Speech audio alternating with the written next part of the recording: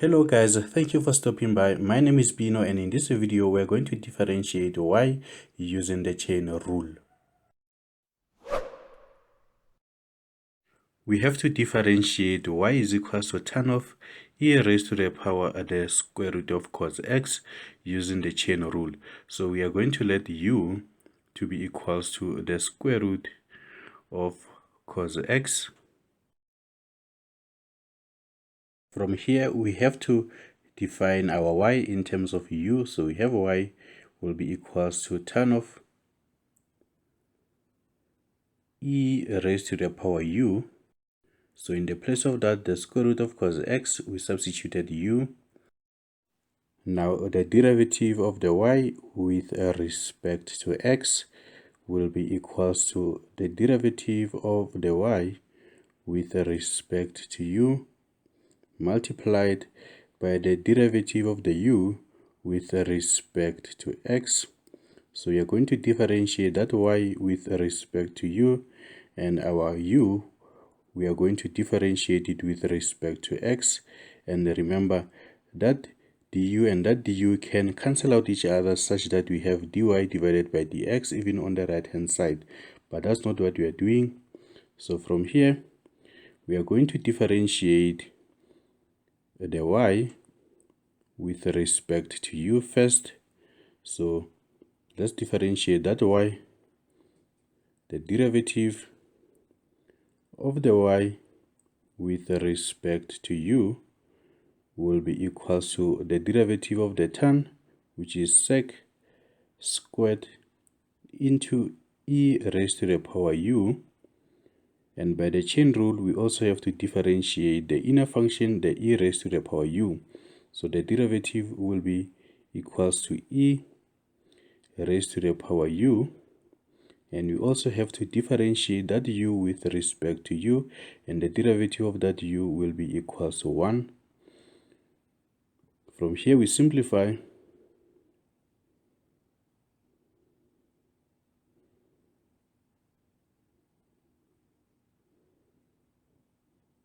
and in the place of the u, let's substitute back the square root of cos x. So the derivative of the y with respect to u will be equals to the sec squared of e raised to the power the square root of cos x in the place of the u. We multiply this by the e raised to the power the square root of cos x in the place of the u.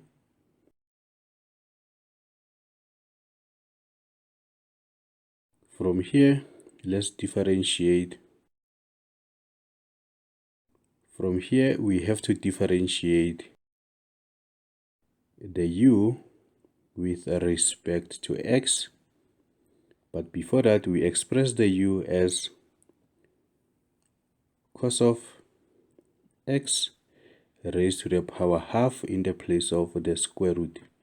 Now we are at liberty to differentiate the u. The derivative of the u with respect to x will be equals to the half from the exponent multiplied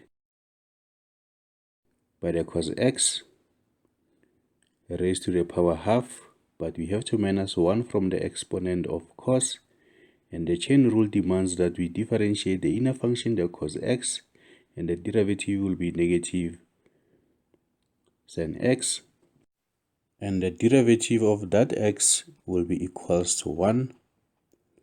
And from here we simplify, so the derivative of the u with respect to x will be equals to, so we ignore the 1 over 2 for now.